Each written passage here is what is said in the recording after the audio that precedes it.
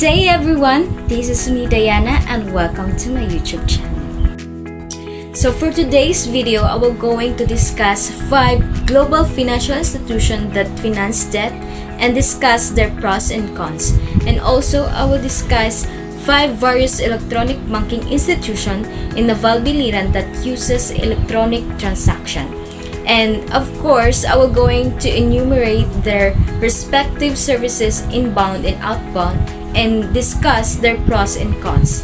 So, if you are interested in this video, stop scrolling and please keep watching.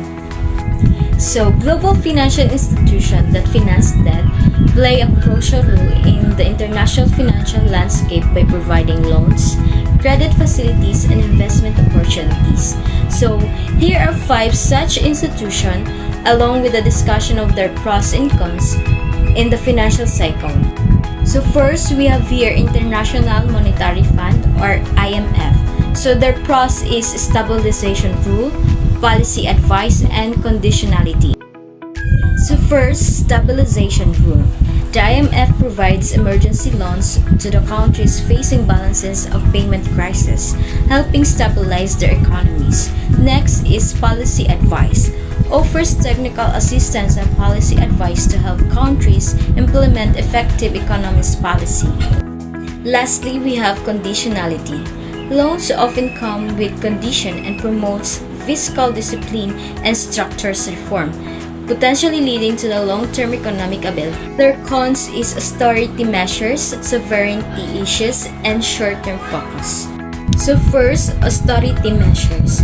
The conditionality often requires austerity measures, which can lead to social unrest and economic hardship for the population. Next is sovereignty issues. Borrowing countries may feel their economic policy are overly influenced by the IMF, leading to a concern about loss of sovereignty. Lastly is short-term focus. Critics argue that the IMF's focus is often on short-term stabilization rather than the long-term development. Next institution is World Bank. So their pros is development focus, technical expertise, and project funding. Development focus primarily aim to reduce poverty by providing loans for development projects like infrastructure, education, and health. Next is technical expertise. Offers substantial technical experience and capacity building assistance. Lastly is project funding.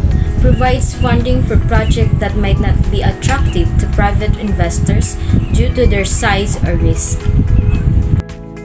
Their cons is debt burdens, conditionality, implementation challenges. Debt burden. Loans can increase debt burdens of recipient countries, potentially leading to the long-term financial difficulties. Next is conditionality. Projects funded by the World Bank often come with conditions that may not always align with the recipient country's priorities. Lastly is implementation challenges. Bureaucratic process and delays can hamper the timely implementation of projects. Number 3 institution is Asian Development Bank or ADB. So their pros is regional focus, infrastructure investment, and public and private sector support. Regional focus focuses on Asia Pacific, tailoring its assistance to the Pacific needs of the region. Next is infrastructure investment, a major provider of funds of infrastructure development, which is critical for economic growth. Lastly is public and private sector support, provides support to the both public and private sector projects, fostering comprehensive development. So their cons is debt sustainability, environmental and social impact, and conditionality. So debt sustainability, similar to the other financial institutions, they are concerned about increasing the debt burden of recipient countries. Next is environmental social impact. Project may sometimes overlook the environmental and social impact on the local communities. Lastly is conditionality. Loans may come with policy conditions that can be politically and economically challenging for recipient countries. The fourth institution is European Investment Bank or EIB. So their pros is low-cost financing, EU integration, and sustainability.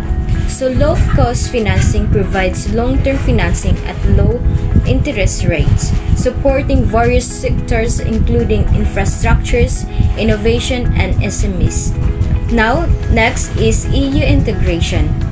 Plays a crucial role in supporting the economic integration and development of EU member states. Lastly is sustainability focus. Emphasizes sustainable development and climate sector in its funding priorities. Now, their cons is EU focus, complex procedures, and lastly politic influence.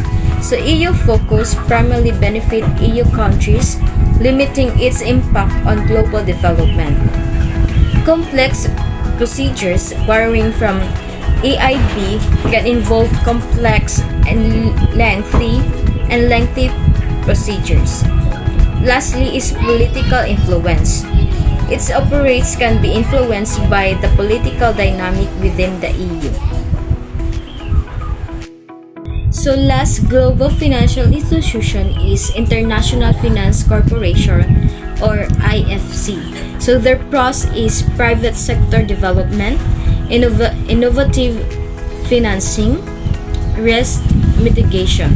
So private sector development focuses on fostering private sector development in developing countries, which can drive economic growth and job creation. Next is innovative financing. Innovative financing provides a range of financial products including equity, loans, and guarantees tailored to the needs of private enterprises. Lastly is risk mitigation.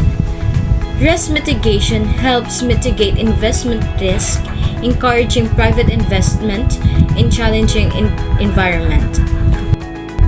So their cons is profit motive, access issues, and impact measurement.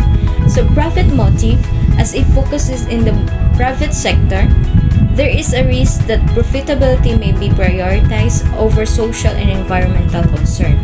Next is access issues. Smaller business may find it difficult to access IFC financing due to the stringent requirements. Next is impact measurement. Assessing the true developmental impact of private sector investment can be challenging. So each of these institutions plays a vital role in the global financial system with unique strengths and weaknesses that affect their operation and impact on the financial cycle. So now, in Navalbiliran, several banking institutions offer electronic transaction services.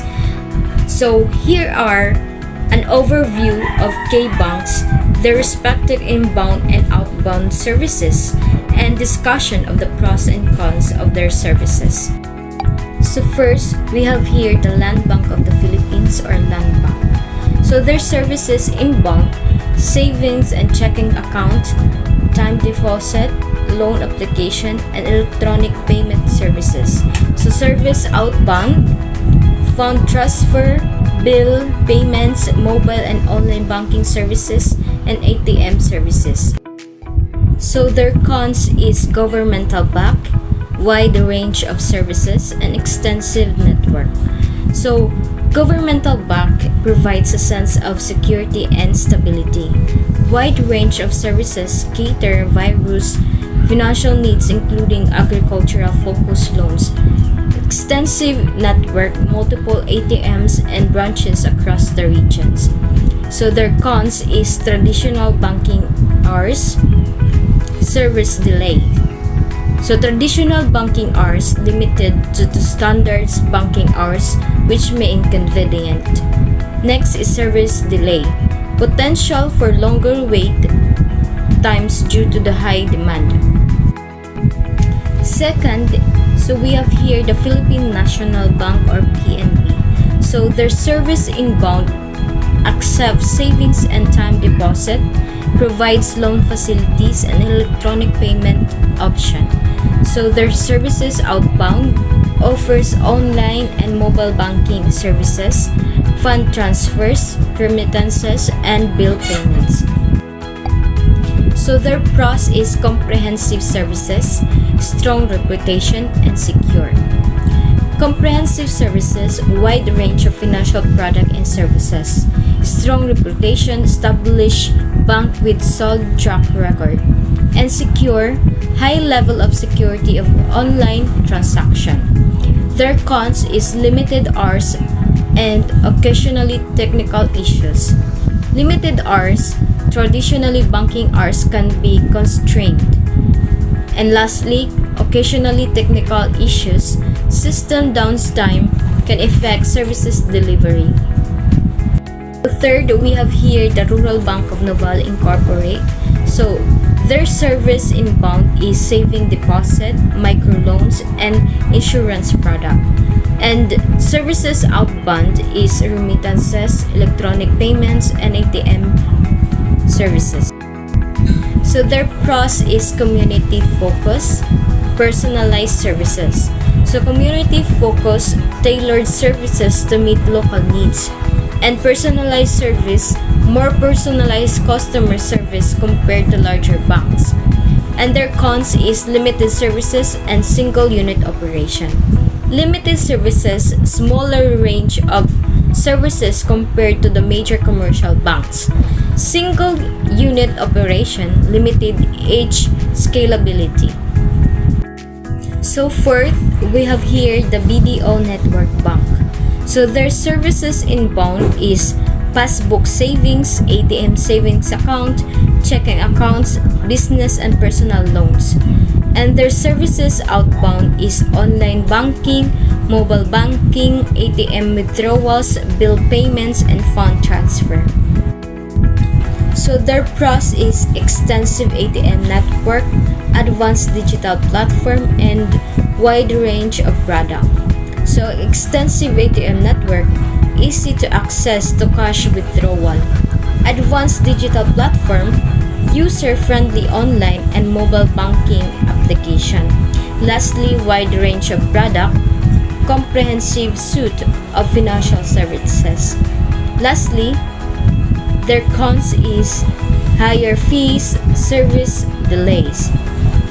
So higher fees, some services may come with higher fees compared to other local banks. Lastly is service delay, occasionally long wait times in branches. So lastly, we have here the Unibanks. So their service inbound is savings account, digital wallets, and loan application. And their service outbound is fund transfer, bill payments, online banking, and mobile banking. So their pros is innovative technology and user-friendly app, and lastly, comprehensive online services. So innovative technology, advanced digital banking platform, and user-friendly app, easy to navigate and use.